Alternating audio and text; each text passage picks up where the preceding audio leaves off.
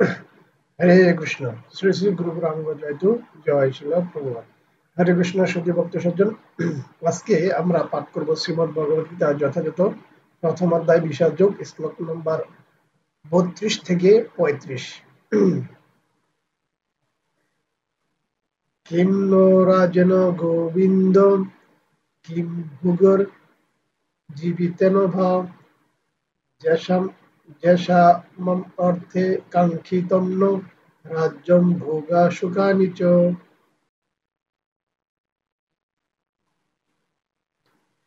ত ইমহ বস্তিতা যুদ্ধে প্রাণং স্তব্ধা ধনানি চ আচার্য পিতর পুত্রং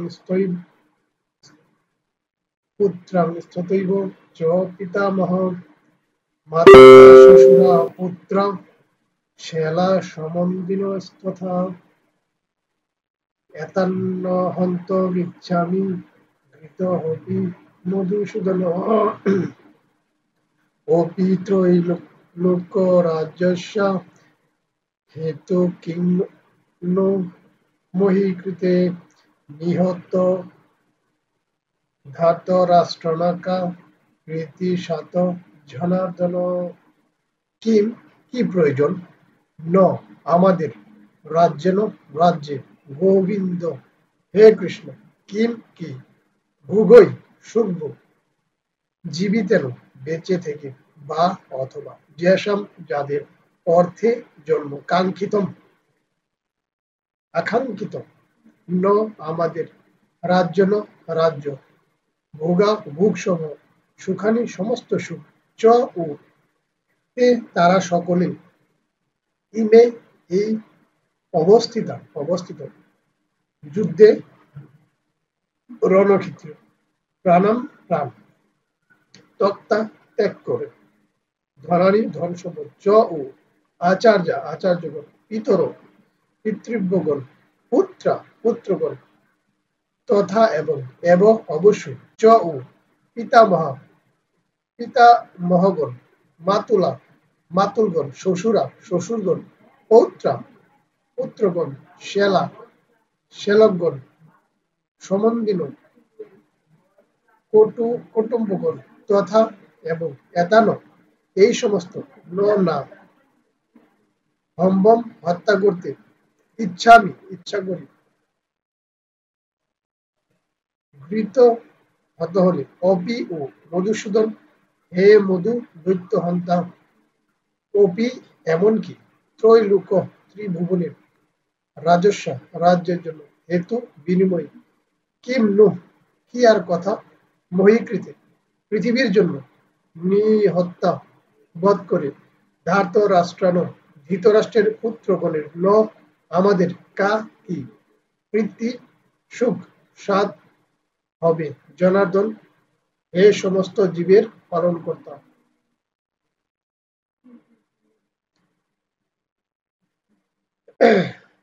হরে কৃষ্ণ। অনুবাদ।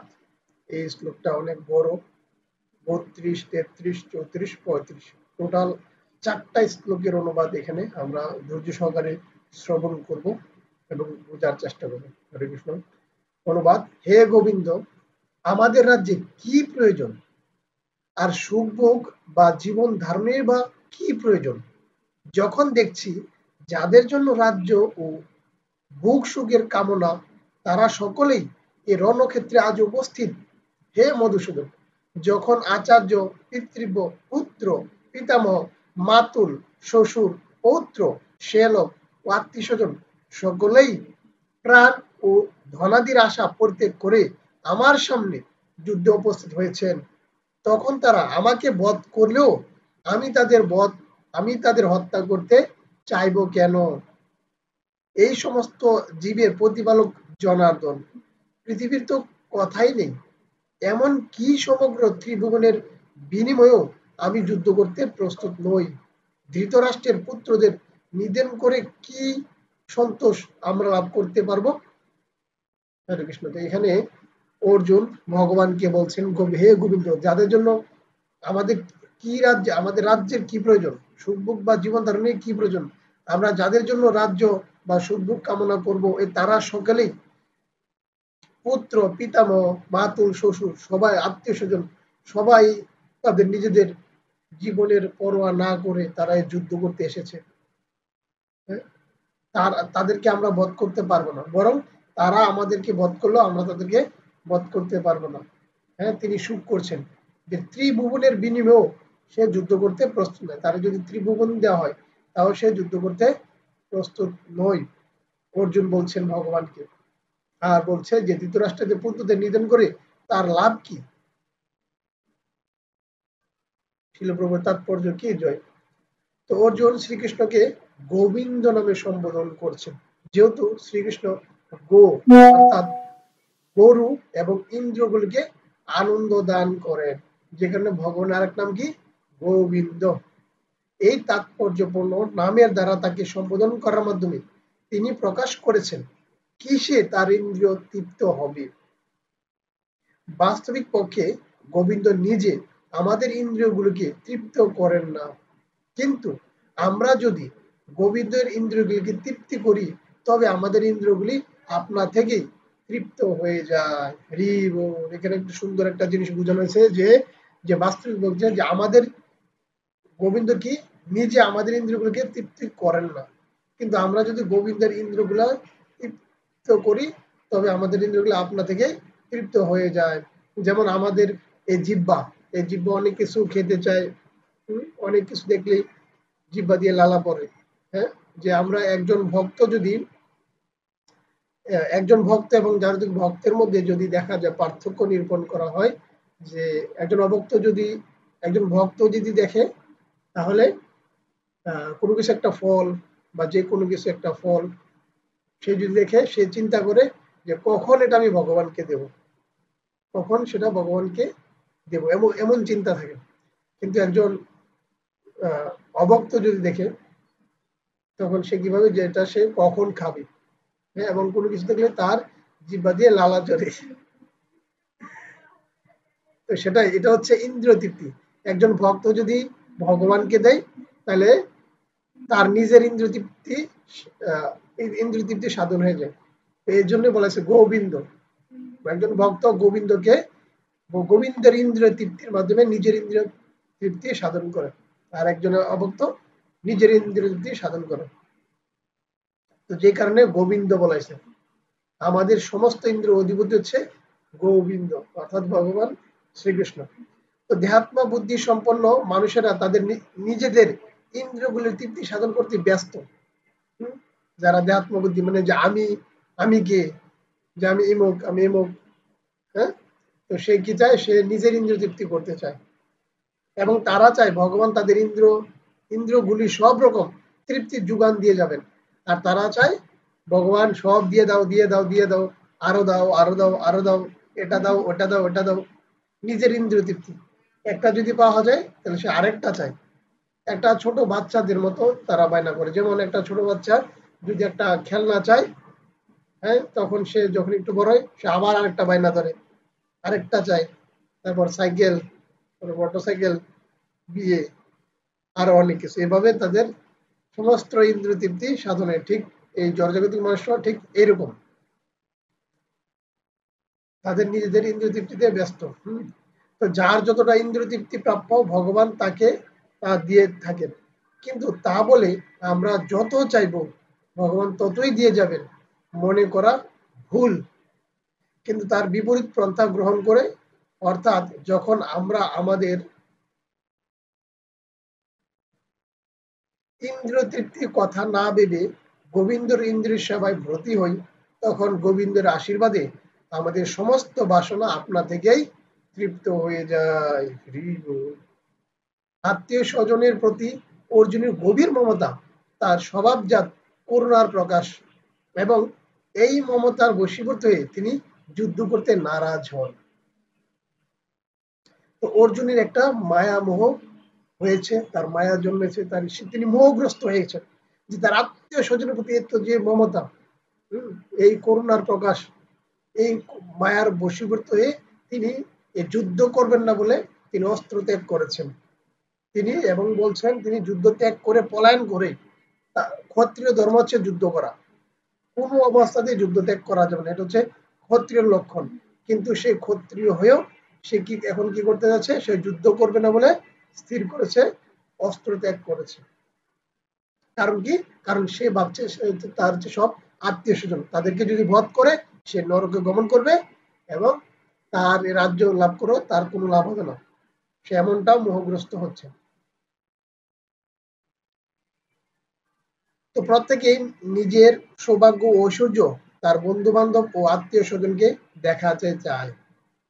আমরা প্রত্যেকেই কি চাই, নিজের সৌভাগ্য এবং ঐশ্বর্য আমাদের বন্ধু বান্ধব এবং আত্মীয় স্বজনকে দেখাতে চাই, দেখো আমাদের কত কি আছে, আমাদের স্ট্যাটাস কি, আমাদের এটা আছে, আমাদের ওইটা আছে।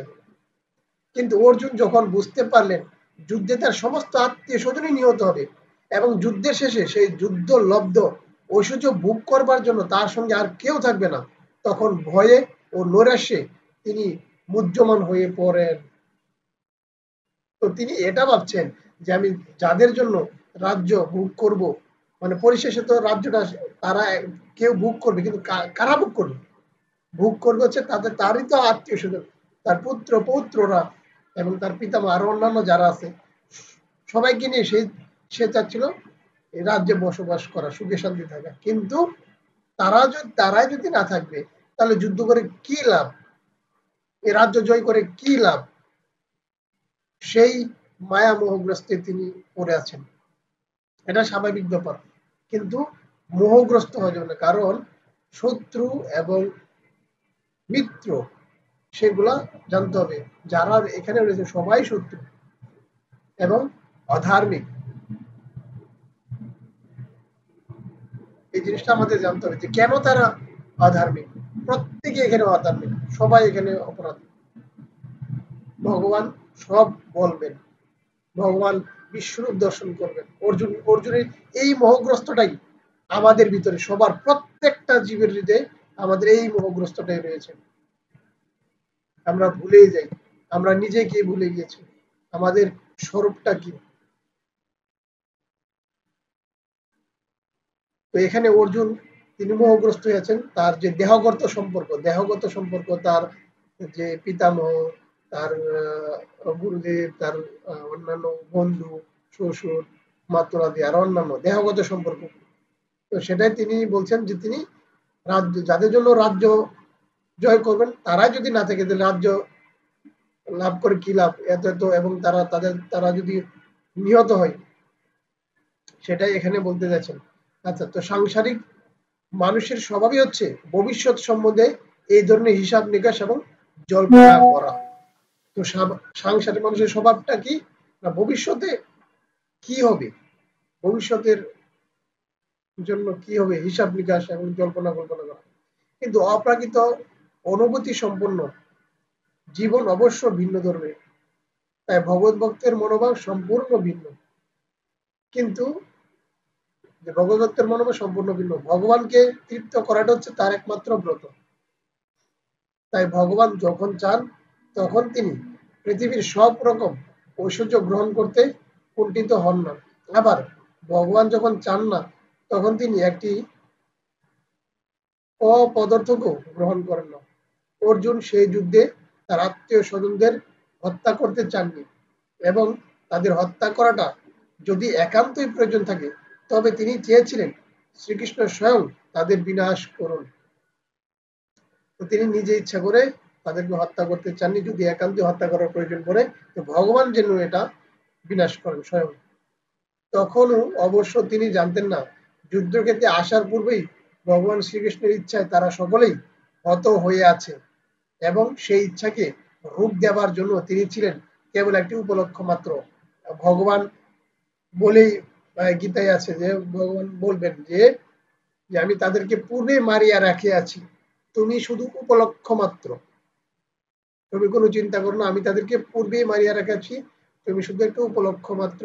এটা যখন বিশ্বরূপ দর্শন করবেন, ভগবানের বিশ্বরূপ দর্শন করাবে, তখন অর্জুনের মোহ মায়াগ্রস্ত সব ভুল ধারণা কেটে যাবে। পরবর্তী অধ্যায়গুলিতে এই কথা বিশদভাবে বর্ণনা করা হয়েছে। ভগবানের শুদ্ধ ভক্ত অর্জুনের কোনো ইচ্ছাই ছিল না তার দুর্বৃত্ত ভাইদের উপর প্রতিশোধ নেবার, কিন্তু ভগবান চেয়েছিলেন তাদের সকলকে বিনাশ করতে। ভগবানের ভক্ত কখনোই কারো প্রতি প্রতিহিংসা পরায়ণ হন না। অন্যায়ভাবে যে তাকে প্রতারণা করে তার প্রতিও তিনি করুণা বর্ষণ করেন। কিন্তু ভগবানের ভক্তকে যে আঘাত দেয় ভগবান কখনই তাকে সহ্য করেন না। ভগবানের শ্রীচরণে কোনো অপরাধ করলে ভগবান তা ক্ষমা করতে পারেন, কিন্তু তার ভক্তের প্রতি অন্যায় ভগবান ক্ষমা করেন না। তাই অর্জুন যদিও সেই দুর্বৃত্তদের ক্ষমা করতে চেয়েছিলেন, তবু ভগবান তাদের বিনাশ করা থেকে নিরস্ত হননি। হরে কৃষ্ণ। এখানে সুন্দরভাবে বোঝানো হয়েছে যে অর্জুন কি করেছেন, অর্জুন এই সবাইকে দেখেছেন, তার আত্মীয় স্বজনকে দেখে তিনি যুদ্ধ ত্যাগ করবে বলে স্থির করেছেন।